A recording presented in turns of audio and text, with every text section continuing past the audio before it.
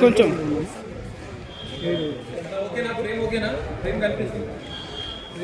కాంతి పోకు అందరమున్నా.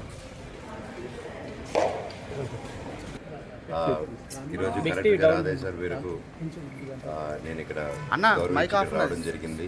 ప్రతి ఒక్కరు ఆస్తి గొడవలు అంటున్నారు. నేను మళ్ళీ చెప్తున్నాను, తిరుపతిలోనే చెప్పాను, అంతకు ముందు చెప్పాను, ఇప్పుడు చెప్తాను, ఎప్పుడు అదే మాట మీద ఉంటాను నేను. ఇది ఆస్తి గొడవలు కాదు. అండ్ ఫస్ట్ ఎఫ్ఐఆర్లో నేను 4 నెలల ముందు దౌర్జన్యంగా ఇంటికి వచ్చారని చెప్పారు, బట్ అది జరగలేదు.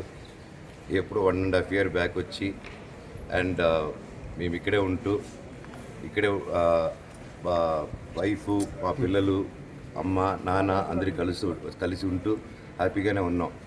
కాకపోతే ఏదైతే క్యాంపస్లో జరుగుతుంది, ట్రస్ట్లోనూ ఆ సొసైటీలోనూ జరుగుతున్న విషయాలు, అంటే స్టూడెంట్స్కి ఇబ్బంది కలిగేది, ఈ హాస్టల్స్ వల్ల ఇబ్బంది కలిగేది, ప్రైవేట్ హాస్టల్కి జరిగే దౌర్జన్యాలు, ఇవన్నీ నేను అడిగేదానికి క్యాంపస్లో ఉన్న ఎగ్జిక్యూటివ్ డైరెక్టర్ని అండ్ ట్విట్టర్ ద్వారా అడిగాను, పర్సనల్గా మెసేజ్లు చేశాను.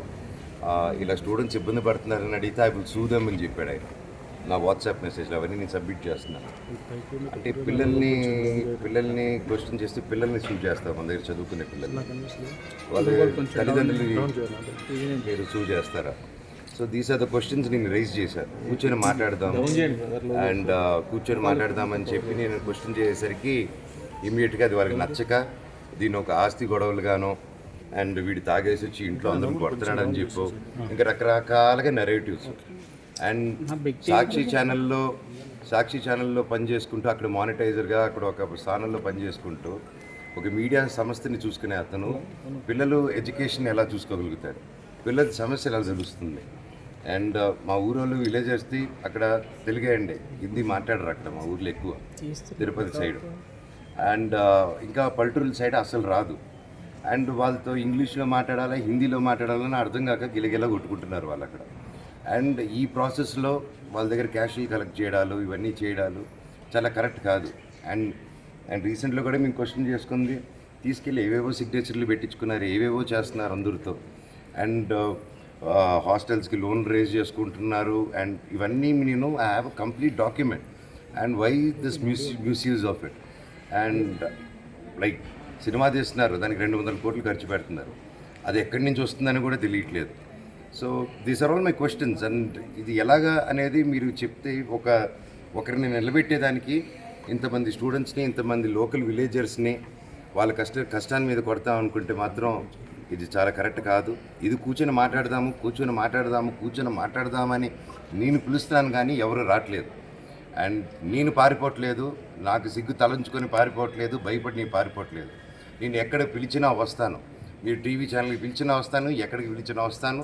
నేను కూర్చొని ఎవరితోనైనా మాట్లాడతాను. నేను ఏ తప్పు చేయలేదు. ఇది ఆస్తి గొడవలు కాదు. ఈ పోరాటం ఇది నా స్టూడెంట్స్ కోసం, మా విలేజర్స్ కోసం, మా బంధువుల కోసం అక్కడ. Thank you.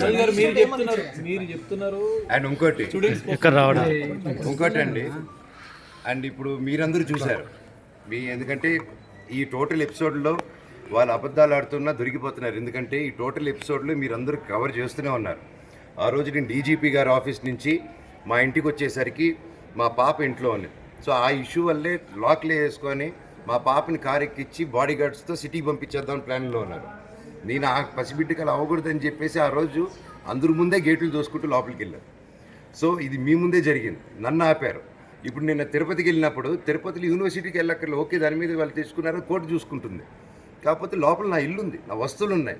ఆ బేసిక్ రైట్ కూడా ఇవ్వబోతే ఒక మనిషికి నేను ఏం చేశాను, దానికి ఏం చేశాను బాబు చెప్పండి అంటే దాని క్వశ్చన్కి ఆన్సర్ ఉండదు. సో ఓకే మా ఇంటికి రానిట్లేదు, ఓకే పోనీ పెద్దల పండుగ మా తాత నాన్న సమానం దండం పెట్టుకుని వెళ్తారంటే దానికి బౌన్సులకు సుమో తీసుకొచ్చి అడ్డు పెట్టడం, కర్రలతో దిగడం మీరు చూశారు. అండ్ వాళ్ళు ఇప్పుడు అక్కడ ఇంకో ఎఫ్ఐఆర్ కట్టారు. నేను గేటు దూకారంట. అక్కడే సిఐ గారు అందరూ పోలీస్ ఆఫీసర్లు ఉన్నారు, మీ బృందం, మన ప్రెస్ బృందం మొత్తం ఉండింది అక్కడ. గేటు ఎవరో ఎక్కి దూకి వాళ్ళు గేట్ ఓపెన్ చేసి నేను నడుచుకుంటూ లోపలికి వెళ్ళాను. అంతేగాని నేను గేట్ ఎక్కి దూకాను, నేను ఎవరన్నా కొట్టరాని చోట కొట్టాను ఆ గేట్ ఎంటర్ అయ్యేటప్పుడు. ఇంకా నోటికి అబద్ధం వస్తే పక్కన ఎవడ ఏ సలహా చెప్తే అది రాసుకుంటే వెళ్ళి లాస్ట్లో ఒక సైన్ పెట్టడం, ఎఫ్ఐఆర్ రైజ్ చేయడం. ఢిల్లీ సుప్రీంకోర్టు నుంచి కేసులు పెట్టారు, ఢిల్లీ హైకోర్టు నుంచి కేసులు పెట్టారు, హైదరాబాద్ హైకోర్టులు, అన్ని కోర్టులు, తిరుపతిలో ఎన్ని కోర్టులు ఉంటే అన్ని కోర్టులు, ఎన్ని చోట్ల నుంచి పెట్టాలో అన్ని చోట్ల నుంచి పెట్టేశారు. చంద్రబండ్లను కూడా వెళ్ళి పెట్టుకోమనండి. నేను మాత్రం న్యాయం కోసం పోరాడతాను. ఎవరిని వదిలేదే లేదు, సమస్య లేదు, కూర్చొని మాట్లాడేంత వరకు. అంటే ఇంట్లోకి నేను రానియట్లేదని, ఇంట్లో నేను చేయట్లేదని, అది చెప్పేదానికే కామెడీగా ఉందండి. అది నేనెందుకు రానియకుండా ఉంటాను, మీరందరూ హ్యాపీగా రండి, నేను రానికపోతే అది. సో ఇదంతా ఫాల్స్ అలిగేషన్స్. స్టూడెంట్స్ కోసం నిలబడినందుకు ఇది చేసేది. థ్యాంక్ యూ అండి. సార్ ఒకటి ఫైనల్గా మీరేమో అంటే వివాదాలు currency it's a collaborative contribution. నేను 10-12 సినిమాలు చేశాను ప్రొడక్షన్లో, లక్ష్మీ ప్రసన్న పిక్చర్స్కి, 24 ఫిల్మ్ ఫ్యాక్టరీకి. బట్ నేను ఏదైనా రూపాయి తీసుకున్నాను వాళ్ళ దగ్గర. అండ్ ఈవెన్ క్యాంపస్ కానీ ఏది కానీ బిల్డ్ చేసేదానికి that's everybody's contribution is there. It's not ఇది అక్క కాంట్రిబ్యూషన్ ఉంది, అన్న కాంట్రిబ్యూషన్ ఉంది, నా కాంట్రిబ్యూషన్ ఉంది, మా బంధువుల కాంట్రిబ్యూషన్ కూడా ఉంది. ఈ సంస్థ బిల్డ్ జల్పల్లి నివాసం మోహన్ బాబు గారి పేరుతోనే ఉంది. ఇది నా నాన్నగారిని ఎప్పుడు వ్యతిరేకరించనండి. ఎందుకంటే ఇది కేవలం మా నాన్నగారిని ముందు తోసి అది వెనకాల నుంచి ఆడే నాటకం.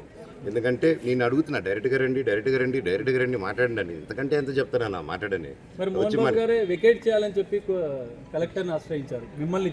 అవునండి, అది ఎందువల్ల అయిందో కూడా నేను రిటర్న్గా మీకు మళ్ళీ ఇస్తానండి. అది మీకు సబ్మిట్ చేస్తాను. Thank you.